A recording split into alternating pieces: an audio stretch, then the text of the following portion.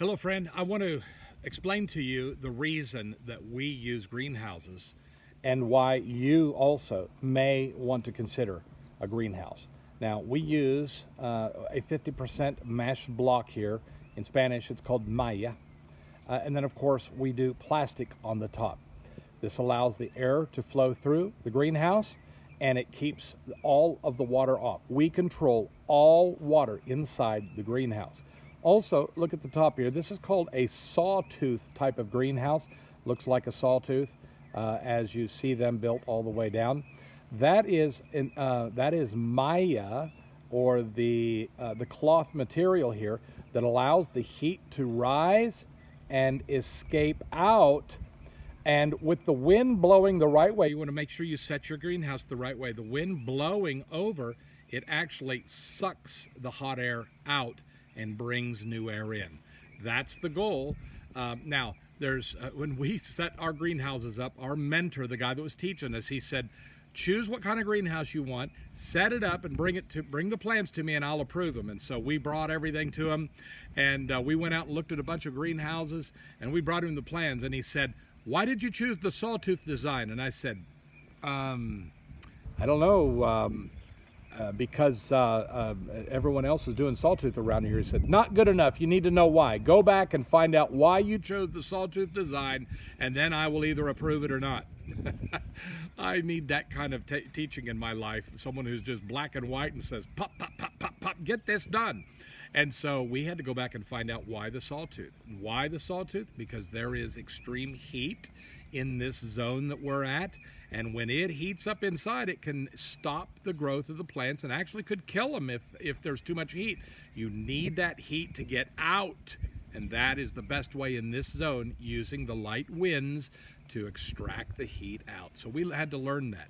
You're going to have to learn what kind of greenhouse works for you, and what's your budget, because this greenhouse cost us a lot of money, and 1 year to build, 6,000 meters, 14 employees and 2 gringos, and 1 year's time. We were flat worn out once we got done building this thing. Finally, we get to start growing food instead of building greenhouse. Now, you need to decide, am I going to use greenhouse or am I not? In our world, we need a greenhouse to do what we do best. And that is, the reason is we block out 90% of rain, wind, bacteria, fungus, and virus. We knock that out so we can have a Garden of Eden environment for the plants to be happy in and to grow in. Without that, everything is wide open.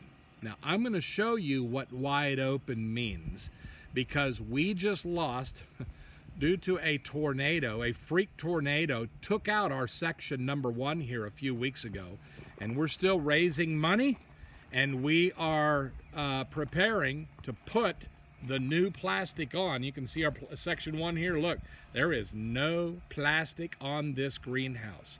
And let me show you what happens very quickly.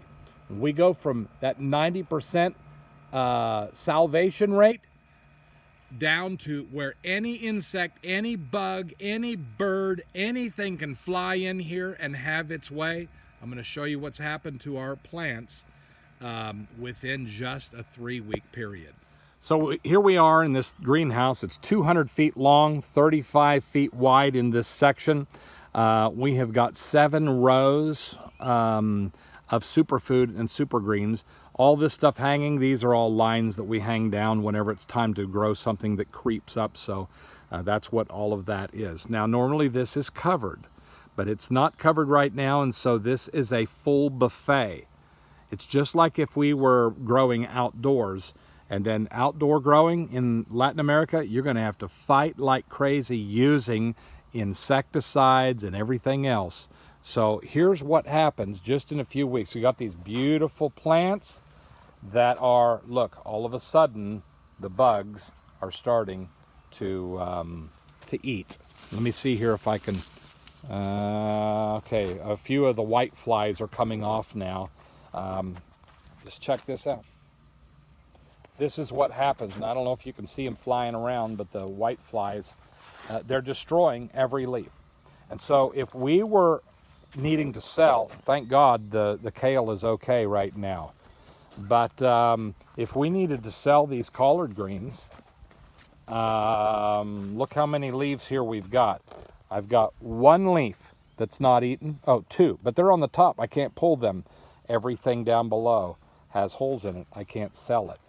Good news for us, we are here to dehydrate. And so when we dehydrate these leaves and powderize them, it doesn't matter if the insects were there, but it still harms the plant and it still causes the plant. Look at these beautiful brand new leaves. The new leaves are getting eaten. And so it's affecting the plant. The plant is in crisis mode right now and it's not growing right. So this is what happens when you don't have the Garden of Eden control effect over your greenhouse. I could just go on and show you. It's just on and on. The insects are doing their thing. Along with the insects come the worms. The worms turn into insects. The insects fly over and lay eggs and become worms. It's a vicious, vicious cycle. So bottom line is we've lost this section because of this plastic being off for 3 weeks. We understand this section is only going to be dehydrated. These plants are being stunted right now, and we are starting to, we're grabbing them and we're dehydrating the leaves, but there's not anything fresh coming out of this section because we've lost the Garden of Eden effect. You need to decide if you want to build a greenhouse. It's expensive, but you get huge outcome from it. And you don't have to use metal.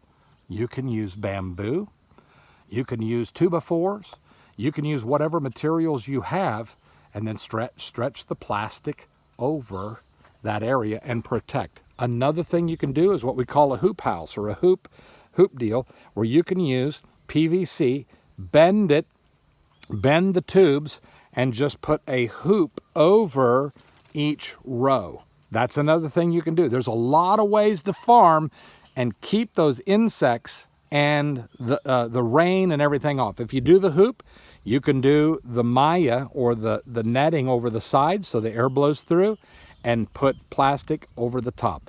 Again, YouTube University, 100 ways to do it, but you do have to think about, if I'm going to farm, if I'm going to grow superfoods super fast, I need to do them correctly so I'm not feeding bugs and birds rather than human beings. I hope this helps. This is the goal, is to be covered, protected, and to grow superfoods crazy fast. My friend, food shortages around the world are developing very, very fast. There is not a lot of time to spare. If you haven't started in your community preparing, you are behind the curve. I recommend that you watch our videos. Watch the emergency setup videos like this, decisions you have to make, and how to get started, how to get each family in position so that famine does not hit your community. You need to get it done yesterday. If you need to make a trip, come on out to Panama. We'll show you our dehydration center, and our prototype farm will help you get started. Look us up, send us a note, info@globalfoodproviders.com, or look us up on WhatsApp, and I'll be glad to respond with you. Our team is here to help. God bless you, and may you seize control of food at the root level. Do it quickly.